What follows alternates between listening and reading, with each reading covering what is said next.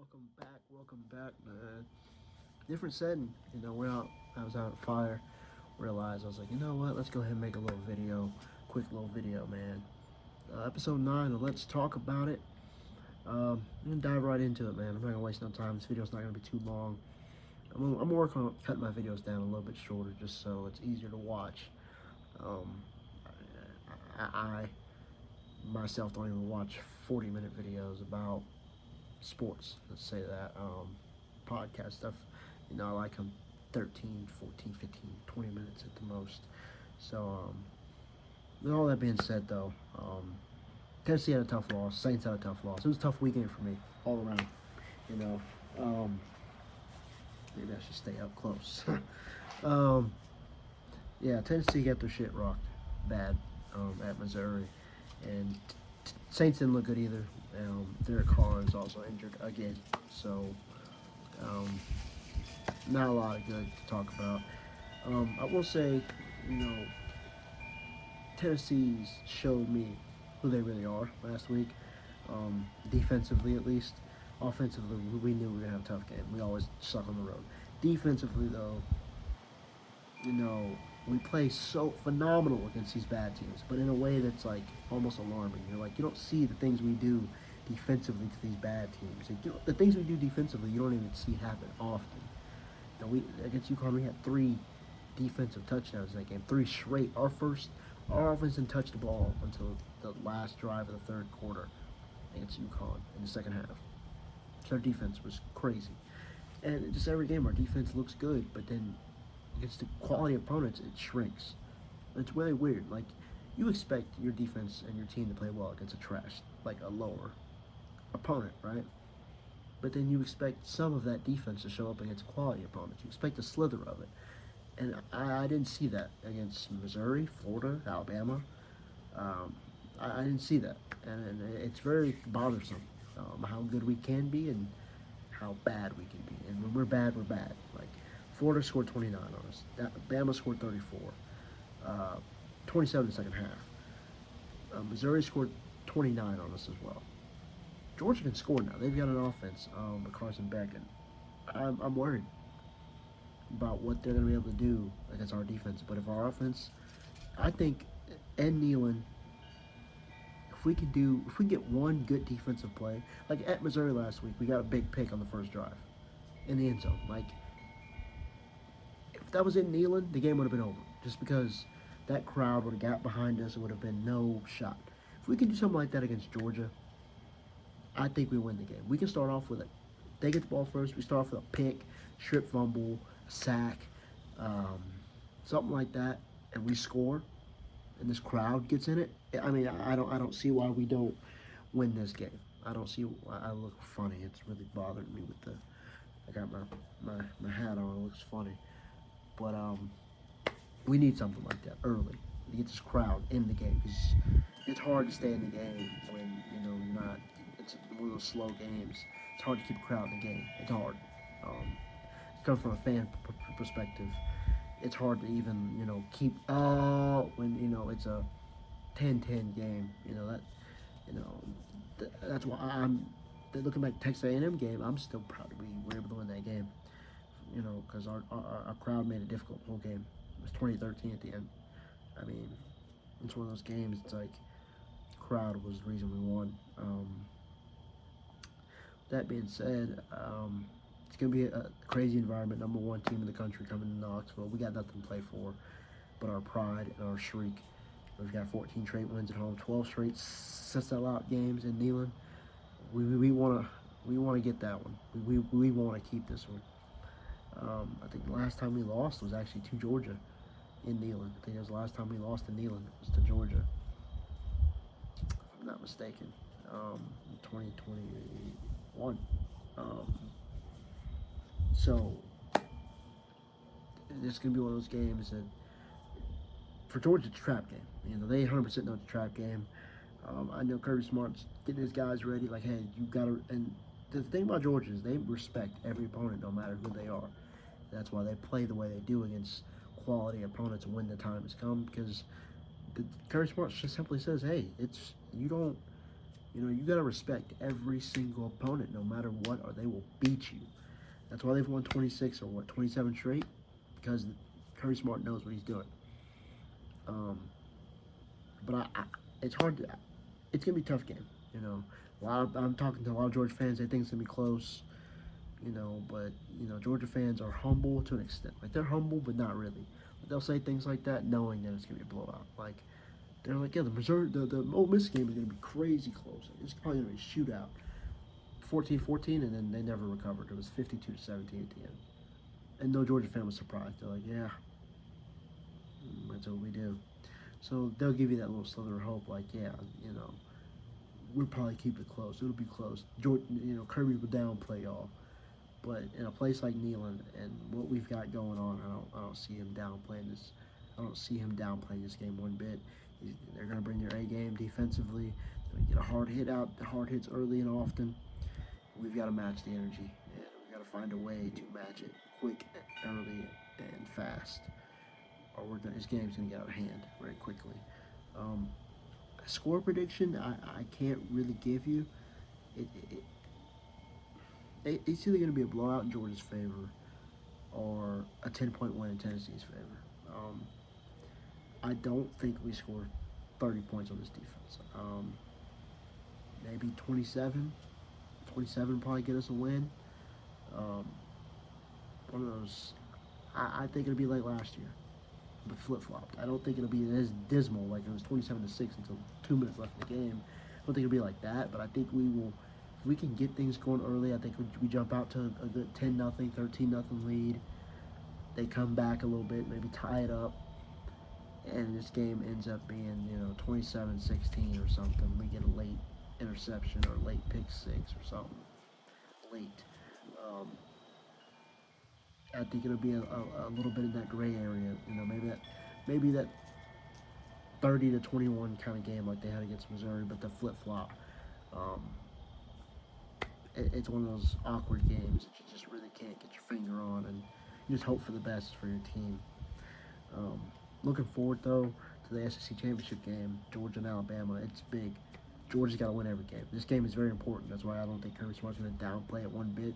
He's got to respect his opponents because they have to win every game. They cannot lose a game because they got Washington, who's got no losses. They got Florida State with no losses. They got Michigan with no losses, and Michigan's going to beat Ohio State. I think Michigan's probably going to make the national championship game. And they've got a Texas team who, let's say Georgia loses to Alabama, get all the way to the championship game, lose to Bama. There's no way Georgia goes above Texas, who beat Alabama.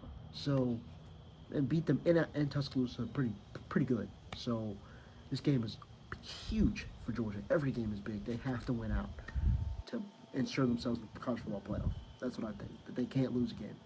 It's not one of those years where you can drop a game and still, be a 4. You gotta put up a shut up, and I think Kirby Smart's drilling that to his guys. But you gotta take it one step at a time, one game at a time, one drive at a time, one play at a time, and that's all you gotta do. Alabama, they don't have a shot at the playoff unless Texas loses multiple games, and they beat Georgia. I don't see them making the playoffs, but Nick Saban wants to make a statement that he's still here. I think that's his goal, to continue to show that he is still the dominant head coach in this not only in this conference but in this entire league. So it's gonna be a fun game. I'm looking forward to it heavily, and I think my Final Four prediction. I think Georgia's gonna be out because I'm trusting Tennessee to try to make something happen. I'm trusting Alabama at least to make something happen. I think Michigan's gonna be number 1. 2 is gonna be Florida State. 3 is going to be Oregon, and 4 is going to be Texas. I think Oregon beats Washington the second time. They should have beaten the first time. They should have. They made a dumb coaching decision late to go for a 4th down their own territory. Backfired. So I think Oregon gets their revenge. I think Texas wins out and gets in the playoff. And there's number, yeah, that's my 4. I think, national champion, I think Texas Michigan's going to be a hell of a game. I think it's going to come down to the last possession.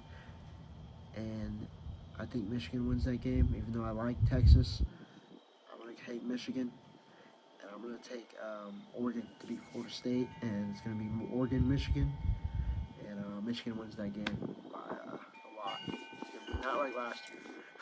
Nowhere close to that, but it'll be one of those, 45, 24 games. I think Michigan's just too good, and Bo Nix is gonna come up short.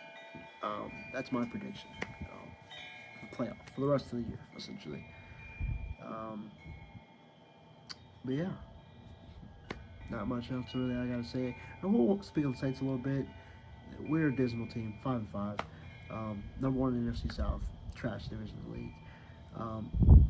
I never said Saints were going to be good this year. I was hoping for the best. I mean, before the season, yeah, I definitely said we should win 13, 14 games possibly. We're not going to get that. We're not going to win 7 straight either. So we're on a bye week this week, and then we have the Falcons next. So yeah, the Saints are really bad. Defensively, we've had a rough last couple games, but second half we're so good. The offense just can't get that one more drive that we needed. It sucked Derek Carr went down, but he didn't do anything. The only reason we were in that game at the end is because of Jameis, and he made some dumb decisions late. Pete Carmichael, play calling. It's just the Saints are just the Saints, man. They're gonna do the Saints thing, and they're gonna lose some questionable games. I don't know what to think about them. I'd be surprised if we had a winning season. Um, 10 wins to me is a win. Um, I think we win the NFC South still. I think it's still close. I mean, the Bucks are still there. Falcons are still there. It's gonna be close, but I don't know. We're probably not gonna do anything in the playoffs. If we do, it'll be a miracle, and I will probably cry. Unlikeliest playoff run ever, you could say. But teams like this have caught stride late. We can get a winning streak going late with our schedule. We can definitely do that. Especially if we beat a team. We got Detroit coming up late in the year.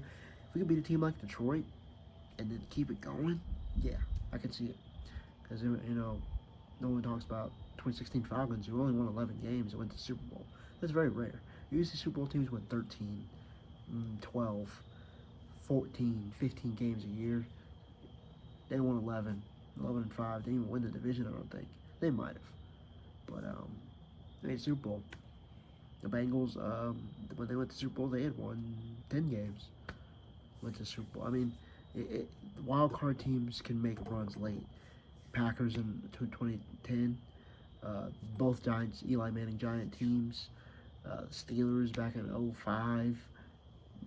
It's a lot of wild card teams that have gotten their way to the Super Bowl with a late stride. I'm not saying the Saints are going to do that, but I'm hoping we can. But it's possible. We got a weak schedule. You get that momentum, you can get it going, and we got the roster to do it too.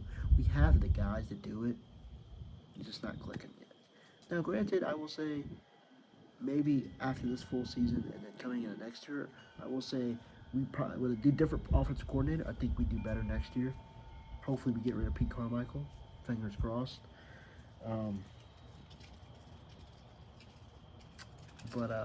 Yeah, the Saints are just a big question mark. I don't really know what to say about him. Derek Carr missing throws. He doesn't look comfortable back there at all. And like I said, going into next year, I think with a year under his belt, Derek Carr figured it out. Somehow he's got to figure it because he's just missing guys. Guys are wide open. He's just missing them. He's not throwing them the ball, or when he does, it's just late. So he's got to figure it out. It's a complex offense. It's hard, Saints offense has always been a difficult offense. Drew Brees is just a really, looking back and what we've seen since Drew Brees retired, we've now come to the realization that Drew Brees really is a first ballot Hall of Famer and one of the greatest quarterbacks to ever live. Because there's no way our offense was this bad and he made it look well, no, it was this bad and he made it look this good.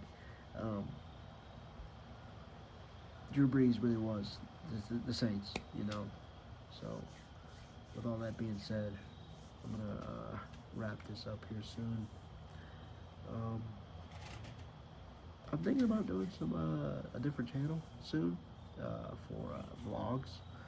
So I'll look into that. You know, kind of vlogging some daily life content. You know, especially about interesting things going on. So look forward to that maybe. And I'll be back soon. Don't know when, but maybe probably next week after the rankings come out after Tennessee Georgia game.